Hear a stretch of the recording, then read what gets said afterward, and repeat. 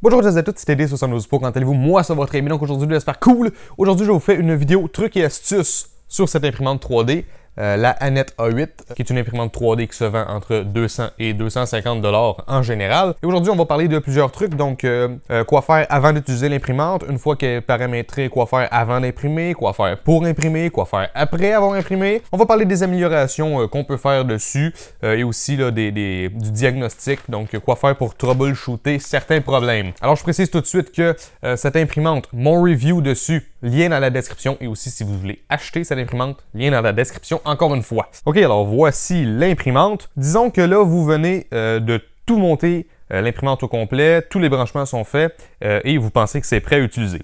Moi je vous conseille déjà de vous assurer que tout est bien vissé. Donc il y a des vis, là, il y en a beaucoup, hein, il y en a absolument partout. Et moi, si j'étais vous, je vérifierais que absolument tout est bien vissé, parce que s'il y a des trucs qui sont pas bien vissés, ça se peut que ça vous donne des problèmes. Aussi, vous assurer que les courroies ici sont bien ajustées, qui sont pas trop étirées, mais pas trop lousses non plus. Faut que, c'est normal que ça soit un petit peu mou, mais faut pas que ça soit trop mou non plus et que les moteurs dérapent. Donc disons que tout est bien vissé, tout est correct. Moi je vous conseille de regarder une dernière fois tous les branchements. Donc surtout les branchements, je pense, du power supply, parce que si vous inversez des trucs là, avec la phase et tout, bon, ça peut vous donner des petits problèmes, n'est-ce pas? Donc assurez-vous que votre power supply est bien branché. Une fois que le power supply est bien branché, je vous conseille aussi de regarder là, si c'est bien branché sur votre carte de contrôle. C'est pas difficile, là, vérifier 2 ou 3 fois, juste au cas où, mais ça pourrait éviter qu'il y ait des problèmes si vous vérifiez que tout est bien branché. Ensuite, point important, ok, je vais essayer de vous montrer ça. Vous remarquez que cette vis-là, qui n'a pas de filet dessus, elle va genre jusqu'en haut, il y a un trou là dans le truc en plexiglas, mais la vis qui a des filets en haut, elle est libre. Donc il y a un trou juste au-dessus, là, on le voit un petit peu, mais cette barre de métal-là, faut pas qu'elle aille dans le trou, faut qu'elle reste libre. Même chose pour celle qui est de l'autre côté. Bon, c'est un peu flou en ce moment, là, mais bref.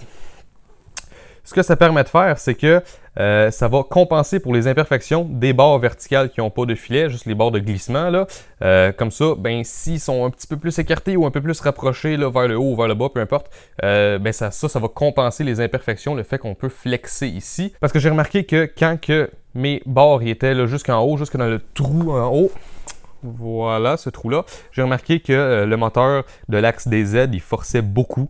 Il faisait des bruits un peu bizarres. Aussi, assurez-vous que la base ici, elle n'est pas levée d'un côté ou de l'autre. Assurez-vous que c'est vraiment bien à plat. Parce que s'il y a de la torsion quelque part, ça se peut que vous ayez des problèmes avec votre alignement du plateau. Quand on sait que tous les branchements et la structure, tout est bon, ce qu'on peut faire, c'est descendre l'axe des Z jusqu'à temps qu'on entende un clic dans la switch ici. Voilà, donc moi je viens d'entendre le clic. Puis ensuite, vous pouvez prendre une règle et vous assurer que des deux côtés, vous êtes à la même hauteur. Parce qu'il faut se dire qu'une fois qu'on entend le clic, il ne faut pas que la buse touche le plateau. C'est très important, la switch, elle est là pour empêcher qu'on abîme la buse. Alors une fois qu'on sait qu'une fois au plus bas, notre buse ne touche pas le plateau, ce qu'on peut faire, c'est on peut allumer l'imprimante. Donc moi j'ai ajouté un interrupteur parce que c'est plus chouette. Ce que je vais faire, je vais appuyer sur le bouton du centre. Ensuite, en bas, dans Quick Settings. Et ensuite, je vais aller dans Home Hall. Et je vais faire Home.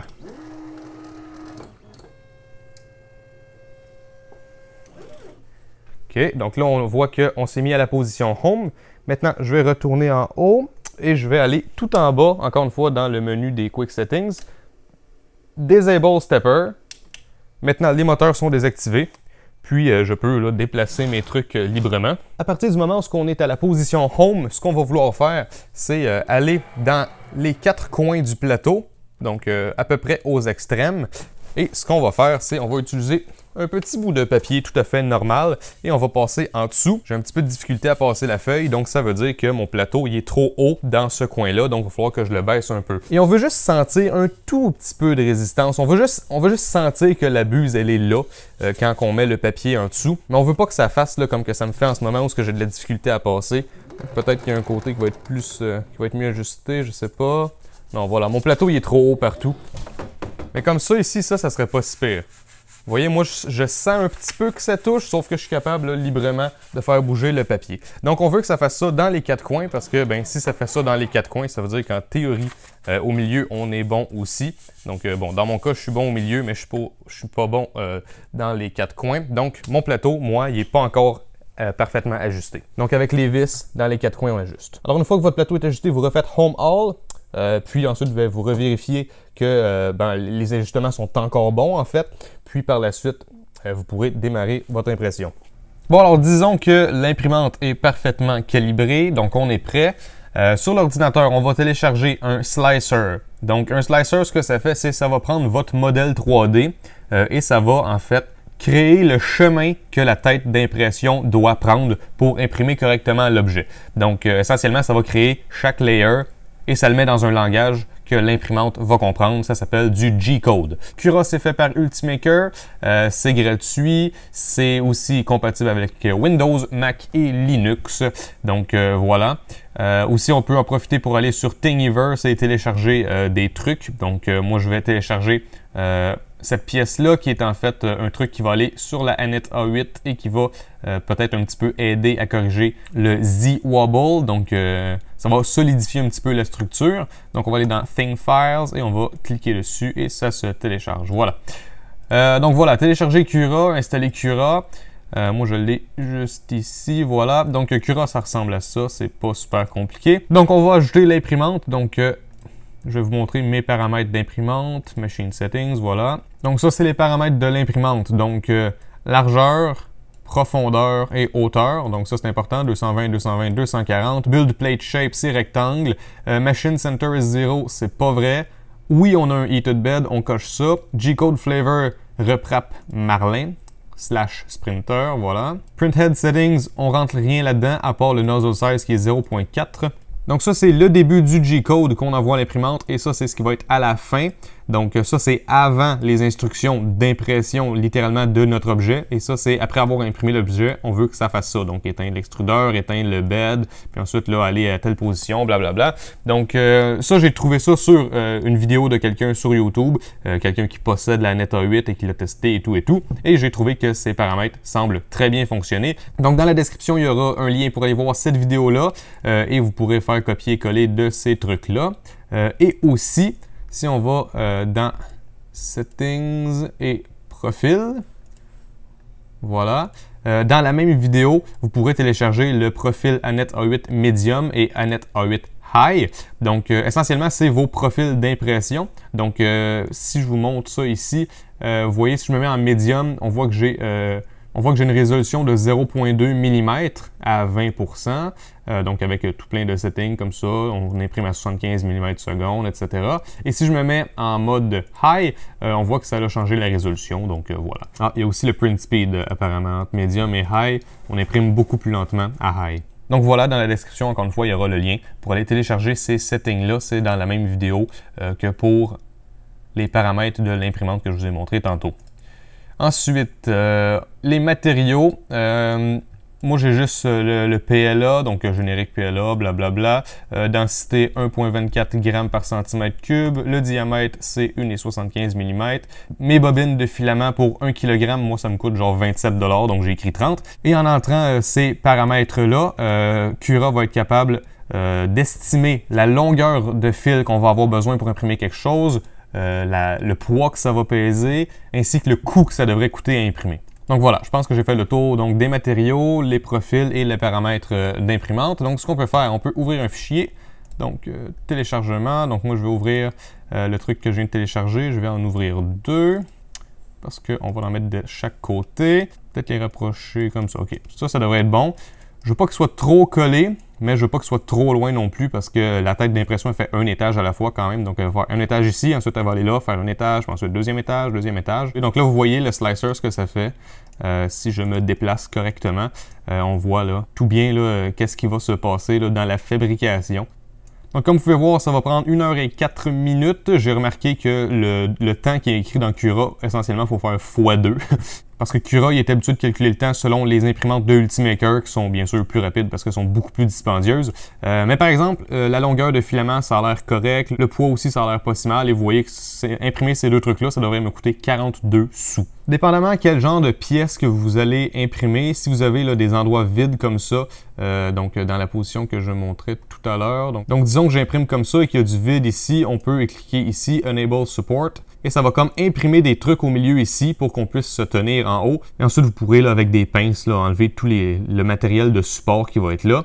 Je vais me mettre en qualité médium parce que c'est pas tant important dans ce truc-là -là, d'avoir beaucoup de résolution. 20% infill, habituellement, moi, ça fonctionne super bien. Donc, j'ai mis la carte SD qui venait avec l'imprimante dans l'ordinateur et on voit le bouton a changé. Save to Removable Device. Je clique là-dessus et on voit que dans ma carte SD Anet A8, maintenant, j'ai mon G-code qui est slicé et prêt à aller dans l'imprimante. OK, la carte SD est dans l'imprimante avec nos fichiers slicés, notre G-code est là. Maintenant, en fait, on est rendu à la partie préparer l'imprimante juste avant l'impression. On a déjà calibré notre lit chauffant, donc pour ça, on devrait être correct. Donc là, va bien sûr falloir mettre du filament dans l'extrudeur. Donc moi, on dirait que je suis jamais capable de mettre le filament juste comme ça, donc en appuyant ici, puis on met le filament. Moi, je suis jamais capable. On dirait que j'arrive jamais à m'aligner comme il faut. Donc, ce que je fais à chaque fois, c'est un peu plate, mais c'est pas difficile. En fait, je vais tasser la caméra pour vous montrer. Donc, ce que je fais, c'est j'enlève les deux vis ici. Donc là, je vois l'extrudeur avec les engrenages et tout. Puis ensuite, je vois vraiment comment aligner mon filament comme il faut dans l'extrudeur. Une fois que mon filament est bien rentré dans l'extrudeur, ce que je fais, je revisse ça avec le ventilateur et le petit heatsink. Et ensuite, ce qu'on va faire, on va allumer l'imprimante. Je vais aller dans bouton central, Quick Settings, et je vais descendre jusqu'à Preheat PLA. Si vous utilisez de l'ABS, il y a le bouton Preheat ABS. Moi, je vais en PLA. J'appuie là-dessus. Là, je peux retourner au menu principal. Là, on voit qu'on est à 22 degrés sur 190, donc ça va monter. Et en général, du PLA, à partir de 180 degrés, ça fond. Moi, en général, quand j'imprime à 200 degrés. Si c'est trop chaud, ça va pas faire des bons résultats, mais si c'est trop froid, ça peut pas marcher non plus. Donc 200, moi, je pense que c'est un bon compromis. OK, alors on a atteint la température de 190 degrés. Ça a pris peut-être une petite minute. Puis là, il y a juste le lit là, qui est pas encore chaud au complet. 49 degrés sur 60. Mais bref, maintenant que notre buse est chaude, on va aller voir notre extrudeur et je vais enlever ce petit truc-là pour qu'on voit mieux. Donc là, vous voyez la buse juste ici. Il ne faut pas toucher, c'est chaud. Mais ce qu'on va faire, on va appuyer sur le bouton qui est là et on va... En fait, je ne sais pas comment vous montrer pour que vous voyez, là, mais bref, on appuie et je vais faire sortir du filament jusqu'à temps que je le vois sortir en dessous. Voilà. Ça a sorti, donc là je vais prendre une petite pince pour enlever le surplus de plastique. Mais on voit que le plastique coule librement, ce qui fait que ça veut dire que le plastique est bien entré dans la buse finalement. Donc là ce que je vais faire, ça c'est une étape que je faisais pas avant, sauf que j'ai eu des petits problèmes, donc là je le fais maintenant. Ce qu'on va faire, on va aller dans bouton central, on va aller dans extrudeur et on va descendre, on va aller dans extrudeur position. Dans ce menu-là, si j'appuie en haut, je vais faire sortir du filament et si j'appuie en bas, je fais rentrer du filament. Donc, je vais vous remettre ici à la buse. On voit qu'elle bave un peu là. Mais bref, je vais faire sortir du filament. Et on voit que ça fonctionne très bien. Voilà. Donc là, ce que je vais faire, je vais le faire rentrer d'1 mm ou 2. Mais en faisant ça, en utilisant le petit bouton pour l'extrudeur, on a prouvé que l'extrudeur, il tient bien le filament et il fait bien couler sans problème. Donc comme ça, on n'aura pas de surprise quand on va arriver pour imprimer. On sait qu'on n'a pas de glissement ou quoi que ce soit. Notre lit, il est chaud, c'est 60 degrés.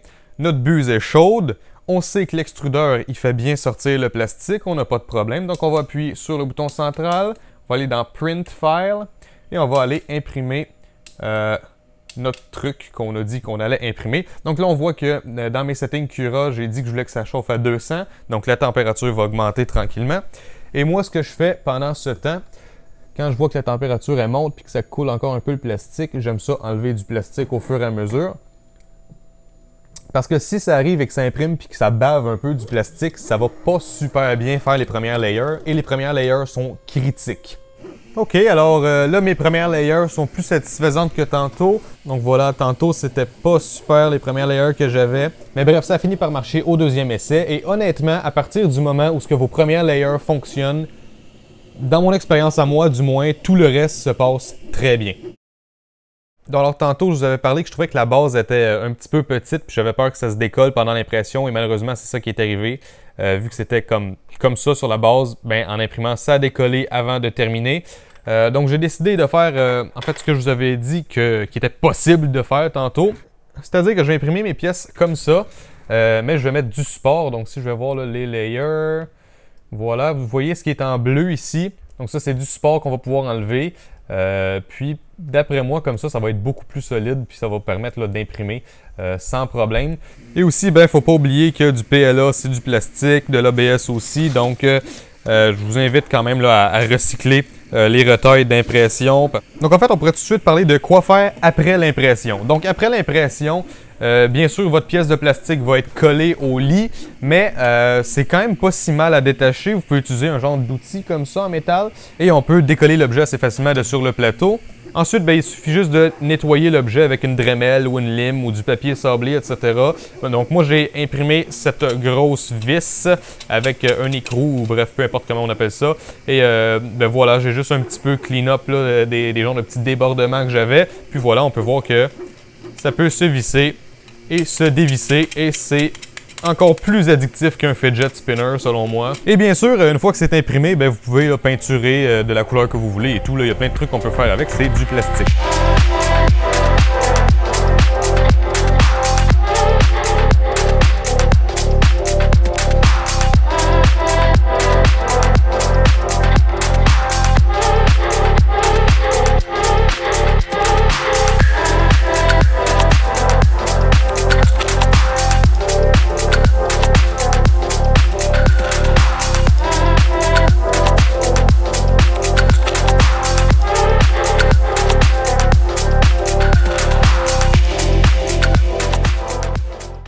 OK, alors dans la catégorie des améliorations, je vais vous dire les améliorations qui, selon moi, sont essentielles.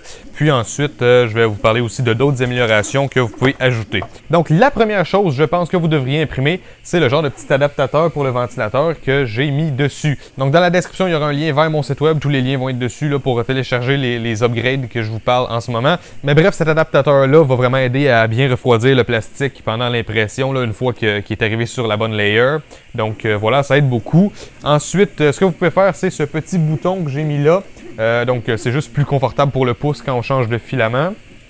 C'est pas très long à imprimer non plus. Ensuite, peut-être aussi faire un spool holder. Donc, ce que je veux dire par là, c'est que, donc, vous voyez ce genre de truc en plastique qui tient là, mon spool. On voit qu'il y a une vis dedans, mais regardez la grosseur du trou. C'est quand même gros. Donc, s'il y a juste une vis qui tient comme ça, c'est dur de faire tourner le spool. Sauf que si on met un genre de truc au milieu, qui a juste un espace assez grand pour la vis, laissez-moi vous montrer. Essentiellement, on modifie un peu le point de pivot. Donc là-dedans, il n'y a pas de bearing ou quoi que ce soit. C'est juste qu'on modifie la façon dont le spool pivote sur le support. Il y a des gens qui fabriquent aussi un support qui va par-dessus la Annette A8, sauf que moi, je ne l'ai pas fait pour deux raisons. Premièrement, cette barre de métal-là n'est pas assez longue. Il faut une barre de métal plus longue pour le mettre ici. Et en plus, quand on met le spool au-dessus de l'imprimante, on change un peu le centre de gravité de l'imprimante, si je peux dire. Puis ensuite, là, avec les mouvements de la tête d'impression, ça se peut que ça fasse du wobble comme ça. Donc moi, je trouve que c'est pas idéal. Je préfère laisser le spool à part avec ce petit truc au milieu que j'ai mis. Il existe d'autres modèles. Donc par exemple, cet écrou-là que je vous ai montré, c'est censé faire la même chose.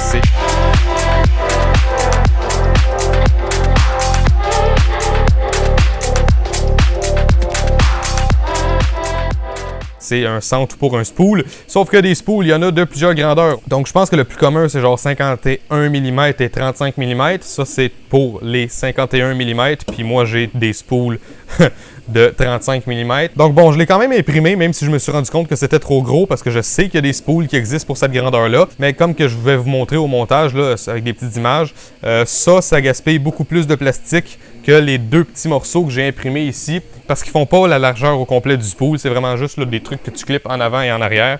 Autre truc intéressant, ce truc-là juste en haut, donc un guide pour le filament. Donc mon filament passe de mon spool, puis il s'en va jusqu'à mon guide, puis ça s'en va ensuite dans l'imprimante.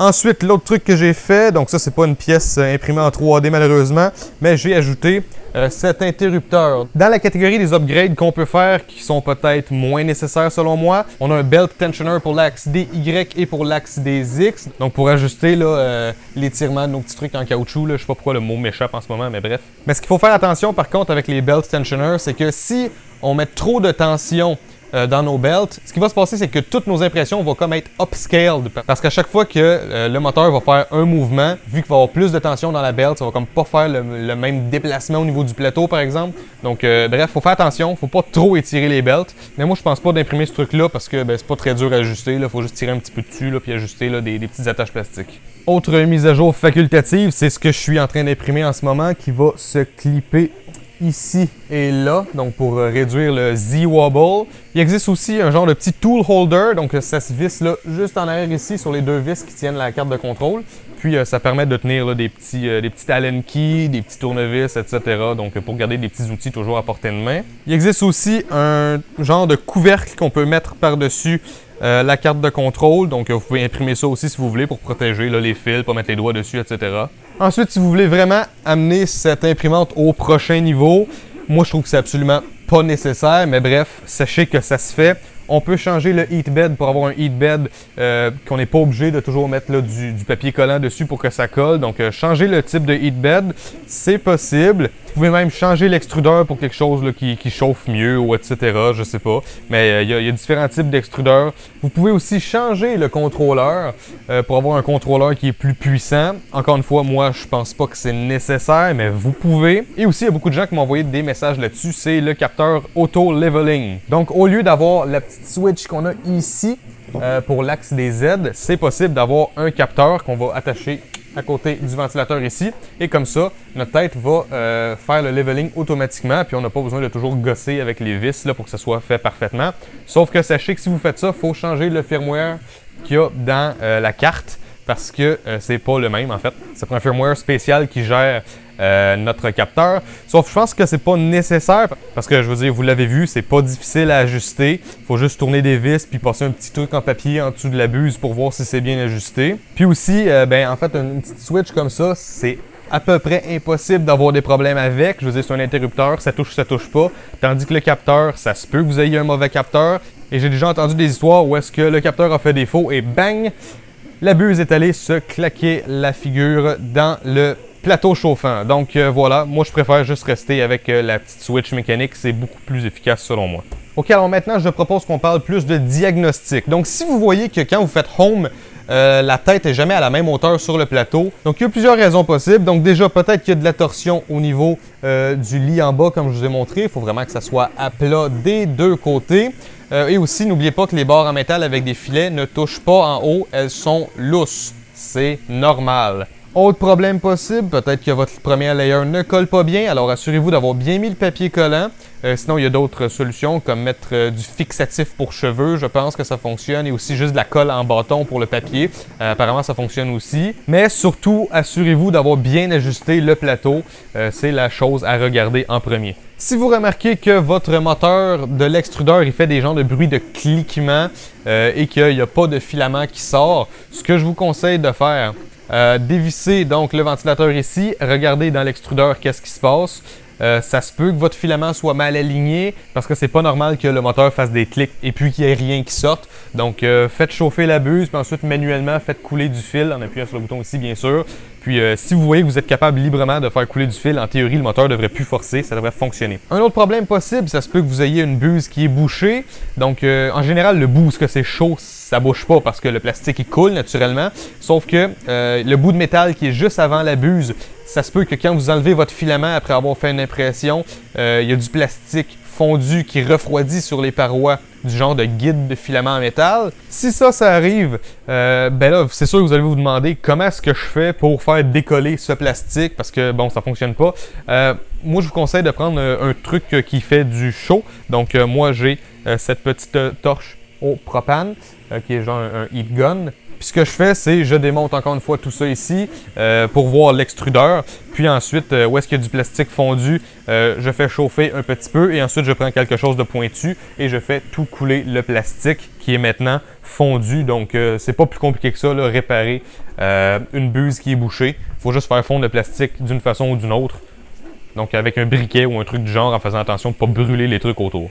Ok, alors grâce à la magie du montage, pour vous, ça c'est déjà fini. Vous avez vu le résultat de ce que ça a donné. Moi, je suis encore dans l'attente. Mais ça a l'air de bien se passer pour l'instant. Donc j'espère que vous avez apprécié cette vidéo trucs et astuces sur l'imprimante 3D Anet A8. Il y a beaucoup d'autres vidéos sur l'impression 3D qui vont suivre. Il y a bien sûr encore les vidéos sur la programmation. Il va y avoir du Linux et tout. Donc là, c'est juste qu'il faut que j'essaie de trouver une sorte de rythme parce que j'ai donc plusieurs sujets de vidéos que vous semblez apprécier. Donc on va essayer de trouver une solution pour ça. Alors encore une fois, lien dans la description pour voir mon review de cette imprimante et aussi pour acheter cette imprimante si vous intéresse. Si vous utilisez le lien dans la description pour acheter cette imprimante, ça m'aide à garder cette chaîne YouTube en vie et à produire plus de contenu. Donc merci beaucoup à ceux qui le feront. Alors n'hésitez pas à laisser un j'aime et à commenter si vous avez apprécié la vidéo. N'hésitez pas à me rejoindre sur tous les réseaux sociaux, YouTube, Facebook, Google+, et Instagram. Et moi je vous revois une prochaine fois dans une autre vidéo. Ciao tout le monde!